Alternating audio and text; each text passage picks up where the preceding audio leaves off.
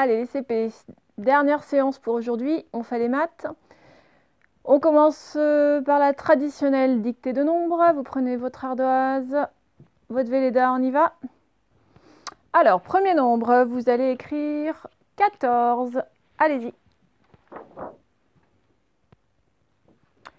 14, on devrait dire 10, 4. C'est celui qui s'écrit avec un 1 et un 4. 14. On continue. Vous écrivez 64. 64, j'entends 60, donc soit 6 dizaines, soit 7 dizaines, mais après j'entends juste 4, donc c'est 6 dizaines. 64, c'est 6 dizaines, 4 unités. Voilà comment on écrit 64. On continue, 74 cette fois. Allez-y.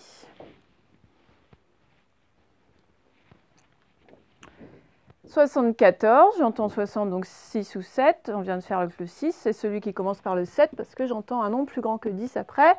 74 avec le 4 de 14. Le 1 de 14, il est caché dans les 7 dizaines. D'accord? Ensuite, vous écrivez 94. Allez-y. 94, 80, soit 8, soit 9, mais après j'entends 14, donc c'est 9. Et avec le 4 de 14. Pareil, le 1 de 14, il est caché dans le 9, là. C'est 8 dizaines plus une dizaine. Et puis on finit par 44. Allez-y. Pardon, 44. J'entends 40. Les 40, c'est la famille qui commence par 4 dizaines. Et comme c'est 44, ben c'est 4 dizaines, 4 unités. Celui-là vaut 40, celui-là vaut 4. Bon, vous avez remarqué qu'aujourd'hui, c'était que des nombres qui se terminaient par 4. Voilà. Alors, on va enchaîner directement avec notre histoire de balance. Donc, petit rappel, on a vu qu'une balance, en tout cas celle qu'on utilisait, servait à comparer des masses, voir ce qui était le plus lourd, le plus léger.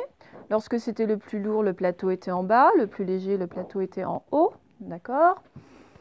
On a vu que vous utilisiez, vous, chez vous, d'autres sortes de balances, que ça pouvait servir à peser des aliments, par exemple, pour faire la cuisine, et ça pouvait servir à peser des humains aussi.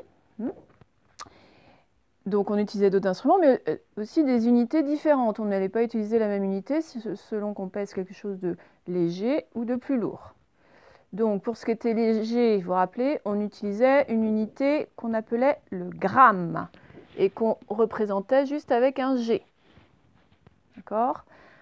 Pour les choses qui étaient un petit peu plus lourdes, on utilisait ce qu'on appelle le kilogramme, qui est l'équivalent d'une bouteille d'eau pleine. Et on le représentait avec un K comme kilo et un G comme gramme. D'accord ? Alors juste avant de passer à autre chose, on refait quelques petites fiches là-dessus.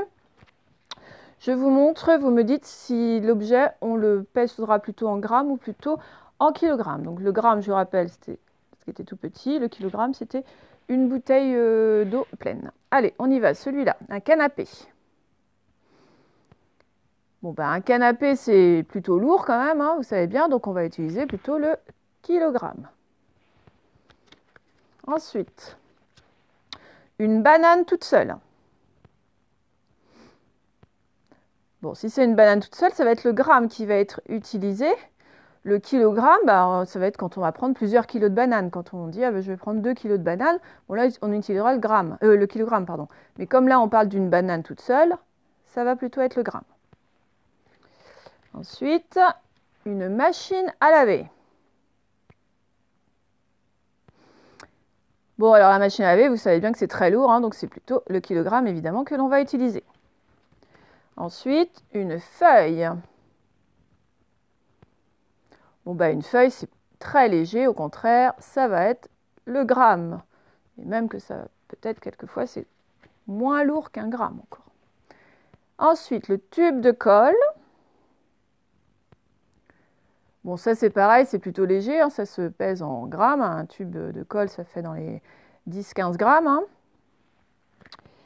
Et puis on finit avec, alors je pense que c'est un cheval qui n'est pas très bien dessiné. Que ce soit un cheval ou un âne, de toute façon on va utiliser la même unité parce que ce sont des animaux qui sont plutôt lourds. Donc on va utiliser le kilogramme. Ça va, gramme, kilogramme? Alors on refait un nouvel exercice à partir de la balance, toujours à partir de petites fiches. Mais bon là, il va falloir faire travailler son gingembre. Je vais vous montrer donc des balances à plateau, sur un plateau desquels il y aura dessiné un certain nombre de balles, des balles, d'accord?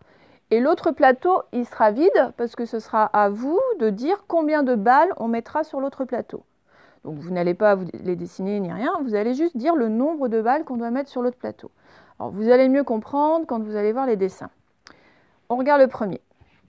Donc sur le premier plateau, vous voyez qu'il y a 3 balles de dessiner. Et on voit que l'autre plateau est vide, c'est à vous de mettre, comme si vous allez dessiner le bon nombre de balles. Alors on vous donne le choix, est-ce qu'on va en faire une, est-ce qu'on va en faire 3 ou est-ce qu'on va en faire 5?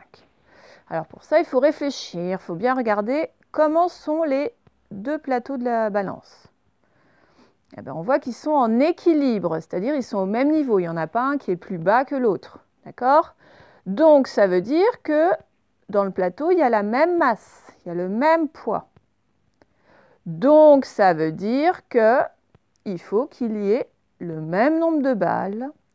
Donc ça veut dire que pour cet exercice, il faudra mettre 3 balles. Vous avez compris? Donc là, dans cet exercice, les 2 plateaux sont à l'équilibre, mais ça ne va pas être le cas dans tous. Regardez celui-là. Donc je n'explique rien, essayez de trouver la réponse, combien de balles on va mettre, et après j'explique.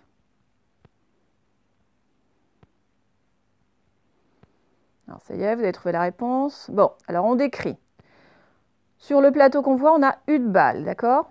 L'autre plateau, il est descendu. Ça veut dire que l'autre plateau, ce qu'il y a dessus, c'est plus lourd qu'une balle. OK? Donc, si c'est plus lourd qu'une balle, ben, entre les choix qu'on a, ça ne peut pas être 0, ça ne peut pas être 1. Donc, c'est 2. C'était 2 balles qu'il fallait mettre. Ça va? Vous commencez à comprendre? Allez, on continue. Combien de balles vais-je mettre sur le plateau vide? Allez-y.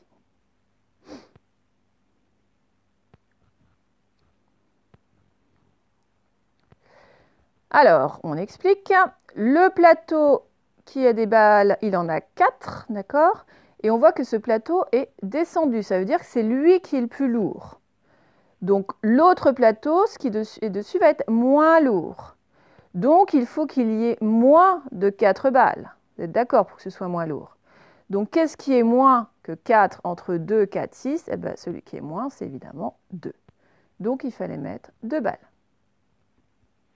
Ça va toujours? Allez, encore un autre. Allez-y, réfléchissez.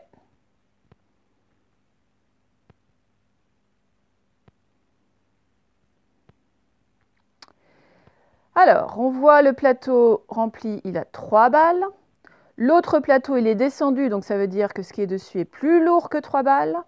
Et qu'est-ce qui est plus lourd que 3 balles? Eh bien, entre 1, 3 et 5, c'est évidemment le 5.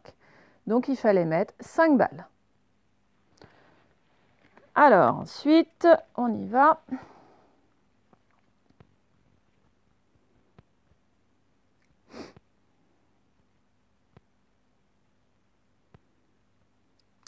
Alors, on regarde le plateau à 6 balles et il est en équilibre avec l'autre plateau. Donc, ça veut dire qu'il faut qu'il y ait le même poids sur l'autre plateau.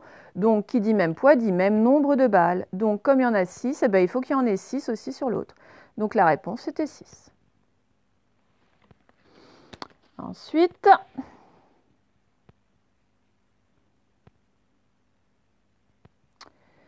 alors, j'ai combien de balles sur mon plateau? J'en ai 2. Il est en bas, donc ça veut dire qu'il est plus lourd que l'autre. Donc, s'il est plus lourd, ça veut dire que l'autre est plus léger. Donc, pour qu'il soit plus léger, il faut qu'il ait moins de balles que 2. Alors, qu'est-ce qu'il y a moins que 2? Ben, il y a soit 1, soit 0. Mais là, on n'a pas le 1, on n'a que le 0 qui peut aller. Donc, la réponse était 0. D'accord? On en fait un dernier.